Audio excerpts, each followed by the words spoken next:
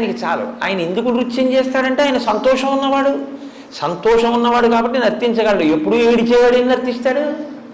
వాడు ఏడుస్తూ కూర్చుని ఉంటాడు, వాడికి సంతోషమే లేదు, ఇంకా భావప్రకటన ఎక్కడ ఉంటుంది? కాబట్టి ఆయన సంతోషం ఉన్నవాడు, ఆయన ప్రేమ కలిగినటువంటి వాడు, ఆయన ప్రసన్నంగా ఉండేవాడు. పిలిస్తే పలుకుతాడు, పిలిస్తే పలికి మీ కోరిక తీరుస్తాడు. ప్రసన్నంగా ఎప్పుడు వినడానికి సిద్ధంగా ఉంటారు. ఆయన ప్రసన్నమైనటువంటి వాడు కాబట్టి సుముఖ, మంచి ముఖం ఉన్నవాడు కాదు. సుముఖ అంటే ఇంకో అర్థం ఏమిటో తెలుసా అండి? ఏ ముఖాన్ని మీరు చూస్తే మీకు లక్ష్మీ కటాక్షం కలుగుతుందో ఆ ముఖం సుముఖం. లక్ష్మీ కటాక్షం అంటే ఏంటి? సంకల్ప సిద్ధి.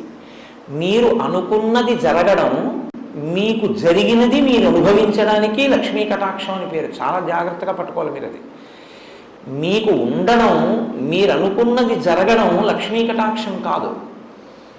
మీ